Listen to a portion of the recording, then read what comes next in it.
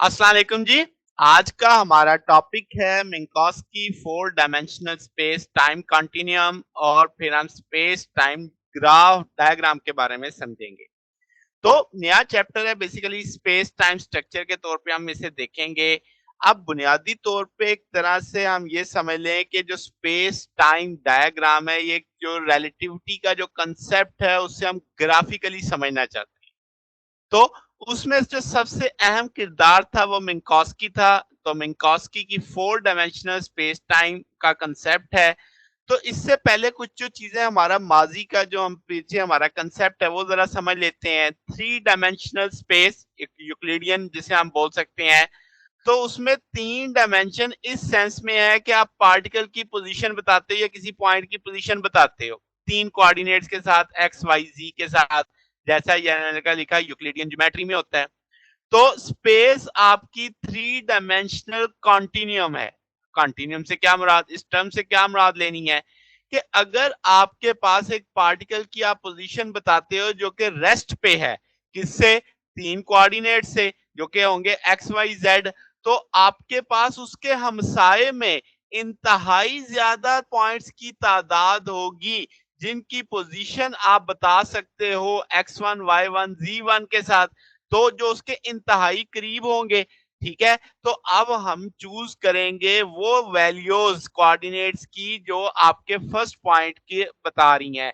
तो इस खूबी की वजह से हम लफ्ज बोलते हैं कॉन्टिन्यूम कि मुसलसल वैल्यूज हैं करीब करीब करीब करीब करीब। तो इसका मतलब ये है कि तीन कोऑर्डिनेट्स जब हम बोलते हैं तो वो थ्री डायमेंशन का कंसेप्ट आ जाता है। फिर अगली सबसे अहम बात कि 20वीं सदी तक हमें यह पता लगा था कि स्पेस और टाइम इंडिपेंडेंट है, यानी गैलीलियन ट्रांसफॉर्मेशन जो न्यूटोनियन का कंसेप्ट था कि भाई ये एक दूसरे पर डिपेंड नहीं करते। फिर आइंस्टाइन और लॉरेंस ट्रांसफॉर्मेशन से हमें अंदाजा हुआ कि स्पेस और टाइम तो इंडिपेंडेंट नहीं है बल्कि एक दूसरे पर डिपेंड करते हैं। लॉरेंस ट्रांसफॉर्मेशन से ये उसकी इक्वेशन से समझ आई कि भाई आपके पास अगर आप टाइम की इक्वेशन देखें या पोजीशन एक्स की पोजीशन देखें तो पता लगता है एक की वैल्यू दूसरे के साथ लिंक हुई हुई है। तो ये एक बेसिक कंसेप्ट था हमारा। अब हम जानते हैं 1905 में आइंस्टाइन ने थॉट एक्सपेरिमेंट के साथ हमें समझाने की कोशिश की कि भाई आपके पास स्पीड ऑफ लाइट कांस्टेंट है, मगर दूसरे फिजिसिस्ट ने सोचा कि इनको विजुअलाइज करते हैं जो रिलेटिविटी के कंसेप्ट हैं। तो उन्होंने मुख्तलिफ तरह की ग्राफिंग टेक्निक्स अपनाई। एक बहुत ही सादा graphing technique Minkowski space time graph कहलाती है, या सादा इसे स्पेस टाइम डायग्राम भी बोलते हैं। अब आपके पास ये किस मकसद के लिए होगी, जो हमें कम्प्लेक्स मामला समझाएगी स्पेशल थ्योरी ऑफ रिलेटिविटी के। ये डायग्राम फर्स्ट टाइम आपके पास हरमन मिन्कोव्स्की ने 1908 में यूज की और ये काफी फायदेमंद थी उन चीजों के बारे में समझाने में जो स्पीड ऑफ लाइट के करीब करीब चलती है, यानी फ्रैक्शन स्पीड से चलती हैं। तो ये तो आपकी इन्फो के लिए बात थी। अब जरा मिन्कोव्स्की स्पेस समझ लेते हैं कि क्या है। मिन्कोव्स्की स्पेस या स्पेस टाइम का लफ्ज जब आए तो इसका मतलब वो जो तीन डायमेंशन थे यूक्लिडियन स्पेस वाले एक्स वाई जेड, अब आपने एक और डायमेंशन जिसे हम टाइम बोलेंगे वो लेके एक सिंगल फोर डायमेंशनल मैनिफोल्ड बना लेना है। जिसमें की खूबी क्या है कि जो आपके पास स्पेस टाइम इंटरवल जो होगा दो इवेंट्स के बीच में, वो इनर्शियल फ्रेम पे डिपेंड नहीं करेगा। ये पीछे जो आपने न्यूटोनियन पढ़ा उसमें आपके पास वो डिपेंडेंट थी। तो अब हम पढ़ने जा रहे हैं कि जिसमें वो आपके पास जो स्पेस टाइम इंटरवल है वो इनवेरिएंट होगा, यानी कि वो आपके इनर्शियल फ्रेम पे डिपेंड नहीं करेगा। ठीक होगी बात। तो मिन्कोव्स्की स्पेस फोर डायमेंशनल कंटिन्यूम है। क्या मतलब कि मिन्कोव्स्की स्पेस को हम ये मानेंगे कि ये इंडिविजुअल इवेंट से मिलके बना हुआ है, जिसको हर एक इवेंट को हम चार नंबरों से बता सकते हैं, जिसमें से तीन स्पेस कोऑर्डिनेट्स होंगे एक्स वाई जी और एक टाइम कोऑर्डिनेट होगा टी। तो ये जो जब मैं लफ्ज बोलता हूँ वर्ल्ड, तो इस सेंस में कि वो कंटिन्यूम है कि हर इवेंट के हमसाए में कोई ना कोई इवेंट हो रहा होगा जिसे हम सोच सकते हैं या आप कह सकते हैं रियलाइज कर सकते हैं। तो अब हमें चूज करने में एहतियात करनी पड़ेगी कि जो कोऑर्डिनेट है x1 y1 z1 t1 वो डिफर करेंगे एक इंतहाई थोड़ी सी वैल्यू के साथ, किसके साथ, एक्स वाई जी के साथ, जिसे हमने ओरिजिनली कंसीडर किया है। तो इसका मतलब अब हमें कोऑर्डिनेट लेते हुए जरा सोचना पड़ेगा। अब इसमें कुछ जो टर्म्स इस्तेमाल होंगी, जैसे मैंने हेडिंग दी टर्मिनोलॉजी, तो बिल्डिंग स्पेस टाइम ग्राफ में क्या है, आम तौर पे जब हम स्पेस टाइम डायग्राम बनाएंगे तो हॉरिजॉन्टल एक्सिस पे आपके पास पोजीशन आ जाती है। जैसे मैंने कहा कि आपने उसकी लोकेशन बतानी है, तो अभी एक्स एक्सिस है, दो भी हो सकते हैं, एक्स और वाई भी हो सकते हैं, और जो टाइम होगा वो आप हमेशा वर्टिकली प्लॉट करेंगे। ठीक होगी बात। फिर अगली बात है कि इवेंट जो होते हैं वो रिलेटिविस्टिक इफेक्ट रखते हैं, इतनी तेजी से हाई स्पीड से हो रहे होते हैं, तो हम क्या करते हैं, जो टाइम वाला स्केल है, टाइम वाला एक्सिस है, हम उसको मल्टीप्लाई कर देते हैं किससे, स्पीड ऑफ लाइट से। एक कांस्टेंट है जो हमें वही यूनिट दे देगी जो आपके पास स्पेस टाइम एक्सिस पे है, यानी दोनों हर तरफ के एक्सिस पे यूनिट सेम हो जाएंगे। इसका मतलब टाइम की जगह हम सीटी यूज करेंगे। ठीक है, तो इसका मतलब अब आपके पास जो यूनिट ऑफ टाइम है उसकी जगह हम उसके मीटर में ले आएंगे उस चीज को, क्योंकि सीटी डिस्टेंस के इक्वलिटी में आ जाएगा। तो बोथ एक्सिस अब सेम यूनिट कैरी कर रहे हैं, तो इसका मतलब जब मैं टाइम 1 सेकंड है उसे रिप्लेस कर दिया, आपके पास वो डिस्टेंस जो लाइट ने 1 सेकंड में ट्रेवल किया है। बात समझ आ गई? अच्छा, तो अब आपके पास इवेंट की टर्म आएगी। इवेंट कुछ भी हो सकता है जिसे हम सिंगल पॉइंट से रिप्रेजेंट करेंगे स्पेस टाइम डायग्राम में, उसकी पोजीशन वर्सेस टाइम ग्राफ में। तो इवेंट अब आपके पास जब मैं बोलेंगे तो उसके पास वो किसी जगह पे हो रहा होगा, किसी टाइम पे हो रहा होगा, तो इसका मतलब हमें स्पेसिफिकली बताना पड़ेगा कहाँ पे, यानी उसकी पोजीशन, और व्हेन, कहाँ टाइम पे। तो जिस फ्रेम ऑफ रेफरेंस में वो हो रहा होगा उसके लिहाज से हम ये डिस्क्राइब करेंगे। ओके, फिर हम ये बताएंगे कि इवेंट जो देखा गया या नोटिस किया गया है, तो वो अब आपके पास जो इवेंट है वो सेकंड इवेंट जो होगा उसके लिहाज से हम उसे डिस्टिंग्विश करेंगे, यानी दो के दरमियान के फर्क के लिहाज से देख रहे होंगे। फिर एक बहुत अहम लफ्ज आएगा, वर्ल्ड लाइन। वर्ल्ड लाइन क्या है? एक कर्व है जो स्पेस टाइम के अंदर पोजीशन ऑफ पार्टिकल बताएगी थ्रू आउट इट्स एग्जिस्टेंस, यानी शुरू से लेकर एंड तक किसी भी पार्टिकल की जो उसने हरकत की है, जो पोजीशनिंग उसमें चेंज आई है, उसको एक कर्व से जाहिर करेंगे जो कि वर्ल्ड लाइन कहलाएगी।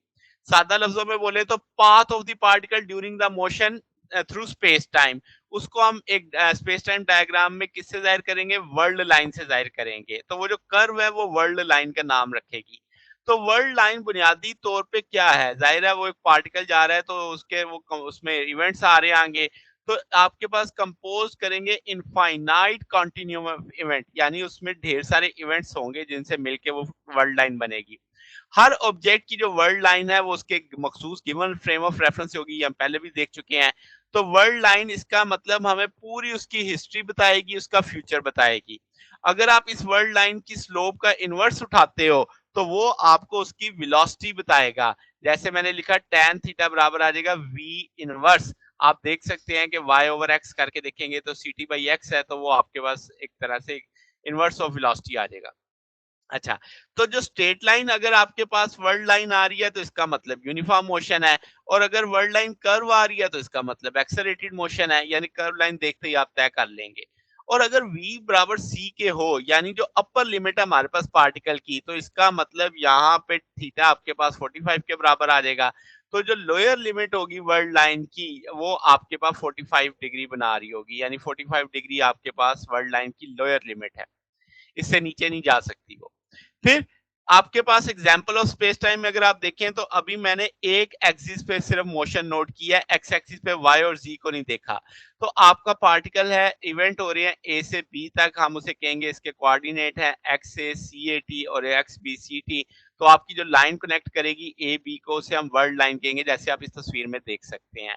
तो अब आपके पास वन डायमेंशनल स्पेस थी, एक्स के लिए कर रहे थे, आपने उसके साथ एक और एक्सिस डाल दिया जिसे टाइम का कहेंगे, तो ये टू डायमेंशनल स्पेस टाइम बन गई। अब इसी से अगला केस थोड़ा और हाई वर्जन देखते हैं कि जो हमने स्पेस टाइम ली है वो आप फर्ज करें अब कि आपने इंस्टेंटेनियस स्नैपशॉट ली है स्पेस की, जो आपके पास जाहिर है वक्त गुजरने के साथ साथ ली होंगी। तो आप उन सबको एक दूसरे के ऊपर रख दो, तमाम स्नैपशॉट्स को। तो आप इमेजिन करेंगे कि एक टू डायमेंशनल आपके पास स्पेस यानी स्टार्ट हो गई। तो वो जो स्नैपशॉट्स होंगी डिफरेंट टाइम पे जब आप उन्हें स्टैक करेंगे तो एक three dimensional space time image बनेगा, जैसे अभी मैं नीचे समझाता हूँ। हमारी जमीन है, सूरज के गिर्द एक साल में चक्कर पूरा करती है। अगर आप जनवरी में उसकी पोजीशन नोट करें, अप्रैल में करें, जुलाई में करें, अक्टूबर में करें, और इन सब को एक दूसरे के ऊपर स्टैक कर दें, जब आप उन्हें स्टैक करेंगे एक दूसरे के ऊपर तो इसका मतलब अब आपके पास नीचे स्पेस आ गई और ये टाइम का एक्सिस आ गया। तो अब आप देख सकते हो कि कैसे 2 डायमेंशनल स्पेस को कंबाइन किया आपने एक और एक्स्ट्रा डायमेंशन के साथ। बात समझ आ गई? जो टाइम की थी। तो अब आपके पास 3 डायमेंशनल स्पेस टाइम इस जगह बनती नजर आ रही है। तो अब ये हम कहेंगे कि हमारी स्पेस 3 डायमेंशनल है। इसी तरीके से बिल्कुल इसी तरीके से आप एक और डायमेंशन ऐड कर सकते हैं ताकि वो 4 डायमेंशनल स्पेस टाइम बन सके। ठीक है? तो अब आपके पास जो ज़मीन की आप देखो तो ज़मीन तो सर्कुलर चलती है, तो आपके पास सोलर सिस्टम के अंदर मगर जब ओवरऑल जो हमारी गैलेक्सी होती है वो भी आपके पास अपनी पोज़ीशन चेंज कर रही होती है। तो जो आपको वर्ल्ड लाइन दिखेगी, जो आप उसकी पार्टिकल की पोजीशन को जिस लाइन से जोड़ेंगे, वो वर्ल्ड लाइन आपकी हेलिक्स बनेगी सर्कल की बजाय, ठीक है? तो ये एक बेसिक कांसेप्ट आ गया। इसका मतलब अब आपके पास कोई आसान तरीका नहीं होगा, ये हालाँकि 3 डायमेंशन थी, तो हम तो 4 डायमेंशन पे जाने वाली बात कर रहे हैं, तो उसकी पिक्चर को ड्रा करना आसान नहीं होगा, मगर ये इतना मुश्किल काम विजुअलाइज़ करना है, ज़हन में एक तस्वीर बनानी तो इतना मुश्किल नहीं होगा। इससे ये कोई मिस्टीरियस चीज़ भी नहीं बन जाती, यानी एक चीज़ आप सोच सकते हैं। तो आपके पास हम कह सकते हैं कि ये एक बेसिकली एक स्पेस को सोच विजुलाइज़ करने वाला एक तरीकाकार है। तो फिज़िक्स में जब हम क्लासिकल उसमें जाते हैं स्टैटिस्टिकल में तो हम तो वहाँ पे जब ढेरों इनफाइनाइट आप एक्सिस ले रहे होते हैं, तो ये तो सिर्फ़ 4 डायमेंशन की बात हो रही है।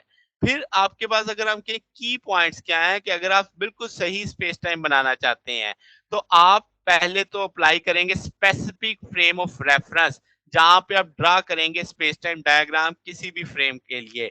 फिर आप क्या करेंगे उस डायग्राम को जो आपके पास होगी वो बिल्कुल दूसरे फ्रेम ऑफ रेफरेंस से देखेंगे तो वो वैसी नहीं दिखाई देगी। तो आपके पास जो इवेंट्स होंगे हॉरिजॉन्टल पे आप कहेंगे वो सेम वैल्यू ऑफ टी रखेंगे। जैसे आप इस जगह पे देखो तो ये सारे इवेंट्स थे, ये सारे जनवरी के लिए, ये सारे अप्रैल के लिए, ये सारे जुलाई के लिए। तो यहाँ पे टाइम आपका सेम चल रहा है इस सेंस में। तो यानी साइमल्टेनियस होंगे। और इसी तरह से जो इवेंट्स वर्टिकल होंगे वो सेम वैल्यू ऑफ एक्स रखेंगे, ठीक है? तो आपके पास जो उस पोजीशन पे हो रहे होंगे। फिर स्पेस टाइम जब आप ओरिजिन पे लेंगे x0 t0 तो वो आपका प्रेजेंट टाइम बताएगा। अगर आप टाइम को ग्रेटर देन 0 कर दोगे फ्यूचर बताएगा, लेस देन 0 कर दोगे तो पास्ट बताएगा क्योंकि पूरी हिस्ट्री उसने बतानी है। तो लोकेशन जो ओरिजिन की होगी वो बेसिकली अब आपने न्यूमेरिकल को देखते हुए सोचनी है जहां से आपको सॉल्व करना आसान हो, ठीक है? ताकि उसकी काइनेमेटिक्स को आसानी से आप समझ सकें। तो ये हमारा आज का टॉपिक था। अगर आपको इसमें कोई बात पूछनी हो, डाउट हो तो नीचे कमेंट्स में पूछ सकते हैं। वीडियो अच्छी लगी हो तो वीडियो को लाइक कीजिएगा, दोस्तों के साथ शेयर कीजिएगा, चैनल को सब्सक्राइब कर दीजिएगा। अब तक के लिए इतना ही, बाकी इंशाल्लाह फिर नेक्स्ट देखेंगे। ओके, अल्लाह हाफ़िज़।